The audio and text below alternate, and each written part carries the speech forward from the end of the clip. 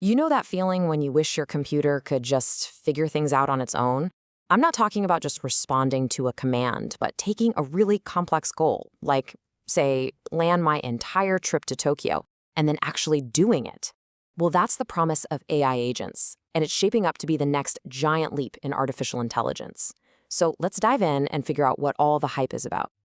So here's our roadmap. We're going to start with the basics, what exactly is an AI agent? Then we'll pop the hood and see how they actually think. From there, we'll check out some of the tools you can get your hands on right now, and then we'll get into the really juicy stuff. The big, thorny questions about just how autonomous these things should be, the risks involved, and who's ultimately in the driver's seat. All right, let's get right to it. This idea of an autonomous helper, it's not some newfangled sci-fi concept. It's a dream that goes back way, way back. Just take a second to let that sink in. Over 2,000 years ago, Aristotle was already imagining a world with autonomous tools. For him, it was a pathway to a world without slavery. That ancient dream? It's basically the philosophical foundation for the AI agents we're building today. Kind of wild, right? So what's the modern take? Well, it really just boils down to three key things. First, an agent has to perceive its environment. It needs to see the digital world using text, APIs, maybe even sensors. Second, it has to take action all on its own to reach a goal. And third, and this is the really cool part, it can learn as it goes. But the big flashing sign here is the word autonomously. It does this stuff without a human pulling the strings every step of the way. And of course, this didn't just appear out of thin air. The whole journey really got started back in the 60s with Eliza, which was a pretty simple chatbot that just matched patterns. Then in the 80s, we got these rule-based expert systems. But the real game changer was in the 2010s with deep learning, which finally let agents learn from huge piles of data. And that all leads us to right now, what a lot of people are calling the era of agentic AI, where the holy grail is true independence and long-term planning. Okay, so how in the world does an agent actually think? What's going on in there that lets it make decisions and, do stuff? Let's take a look at the engine that makes it all run. At its heart, it's actually a pretty simple but really powerful loop. First, the agent perceives the world. It's gathering data. Then it sends all that info to its brain, which is usually a big, powerful large language model like GPT-4. That's what does the heavy lifting of reasoning and planning. And finally, based on that plan, the agent takes action by using different tools, whether that means browsing a website, firing off an email, or even writing and running its own code. Now, it's important to note that not all agents think the same way. On one end of the spectrum, you've got your reactive agents. The perfect example is a thermostat.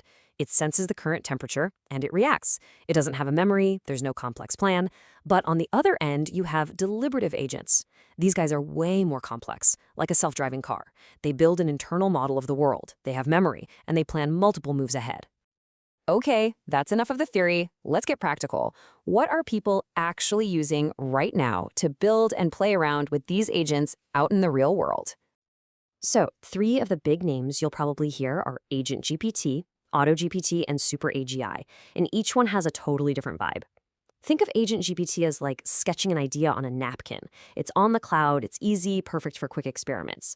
AutoGPT, on the other hand, is like having a full-blown AI workshop in your garage. It's open source and incredibly powerful, but you've got to have the technical chops to use it.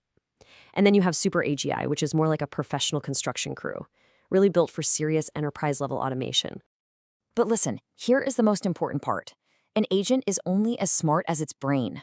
Early experiments showed this really clearly. Agents running on less powerful models like GPT 3.5, they made a lot more mistakes, they got stuck in loops. It's the superior reasoning you get from a model like GPT-4 that really unlocks what these things can do, even if it costs a bit more to run. And this brings us right to the heart of the whole conversation, autonomy.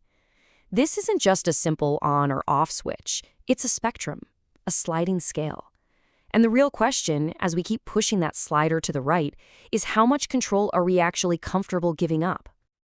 Seriously, this is the question. I mean, it's one thing to have an AI that can call a tool for you when you ask. It is a completely different ballgame to have one that writes and executes its own code with you nowhere in the loop. So researchers have come up with this idea of agentic levels to help us think about it. Down at the bottom, the AI is just a simple processor. The human is 100% in control. You move up a level, and the model starts picking which tools to use. A little higher, and it's controlling multi-step tasks. But at the very top level, you have a fully autonomous agent that can create and run its own code. And at that point, the system's in control. And that exact shift from human control to system control, that's where we run into what's called the autonomy dilemma. Because with all this incredible new power comes a whole new class of risks we've never had to think about before. This quote from a recent paper just nails it. The more control we hand over to an agent, the more risk we create. It's a direct trade-off. Let's make this feel a little more real with a couple of quick examples. Okay, so let's talk about safety. On the one hand, an agent could monitor all kinds of systems to prevent accidents, which is an amazing benefit. But here's the risk. What if its unpredictable, creative behavior finds some loophole to get around the exact safety guardrails we programmed into it? It could end up causing the very physical or financial disaster we were trying to stop. Or what about privacy?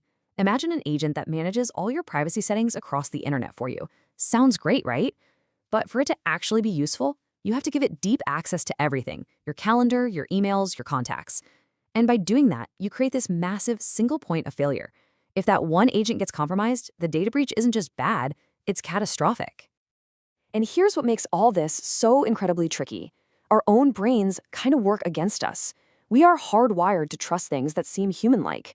We all suffer from something called automation bias. That's our tendency to just assume the computer's right, even if we know it can mess up. And if an agent gets a few things right in a row, we start to think it's infallible. All of these are little psychological traps that can trick us into giving up control way too easily. So where does all this leave us? I mean, what's the path forward as these systems get more and more powerful every single day? Well, you know what? The consensus among researchers is actually pretty clear. This is not about replacing humans. In fact, it's the exact opposite. As these agents get more autonomous and more powerful, the need for smart, meaningful human oversight becomes more critical, not less. The future isn't about choosing one or the other. It's about finding that perfect balance between incredible automation and wise human judgment. And that leaves us with one last big question to chew on. We call these things agents because they take action in the world. But since we're the ones who design them, who deploy them, and who ultimately decide how much power to give them, you really have to ask yourself, who is the true agent of change here, the technology or us?